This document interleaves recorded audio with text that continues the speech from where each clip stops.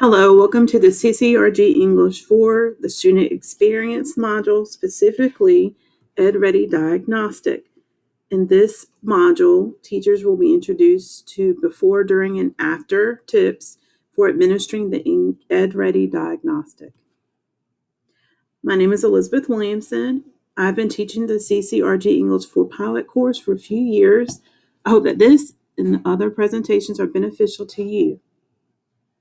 When students begin a course, they work toward a goal of 90.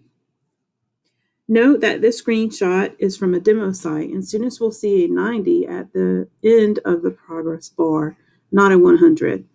It is important to recognize that you will have students who will exceed their target score of a 90, which should be applauded and awarded.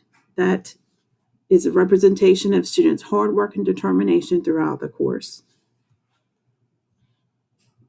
The diagnostic test assessed the most important learning competencies throughout the 10 units of EdReady.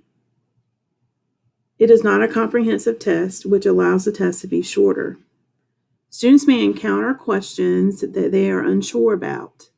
There is an option on the screen for students to skip certain items on the test. That is allowed.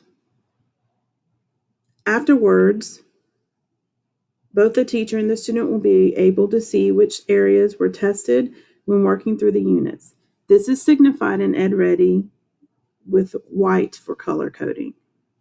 All multiple choice questions assess certain areas in reading and writing, and teachers will be able to see the data from this once the EdReady diagnostic is completed.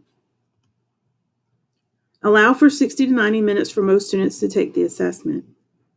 Chunk the testing time, allowing for 30 minutes of diagnostic testing over 2 to 3 class days. Teachers who have done so find that the strategy works well, especially for students with testing anxiety. Students will be able to save their progress on this diagnostic. Additionally, a bar at the top of the screen moves forward as students progress through the assessment. This gives students an idea of how far they have gone, as well as how much they have remaining in order to complete this test.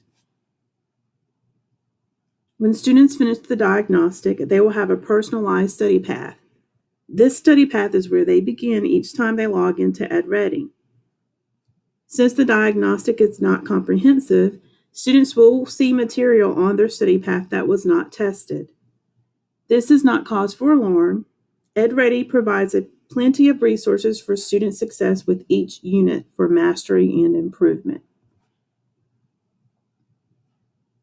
This screenshot shows the student the diagnostic score, which is the starting point towards meeting their target score of a 90. Based on my experience, initial diagnostic scores are in the 30s, 40s, and 50s. This student's initial score is a 42. We can see the assessed units as they are listed numerically.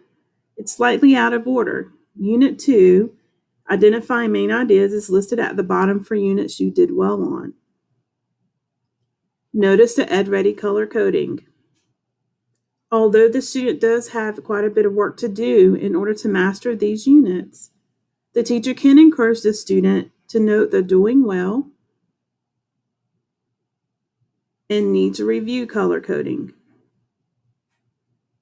These are areas that the student will master quickly in the units to follow.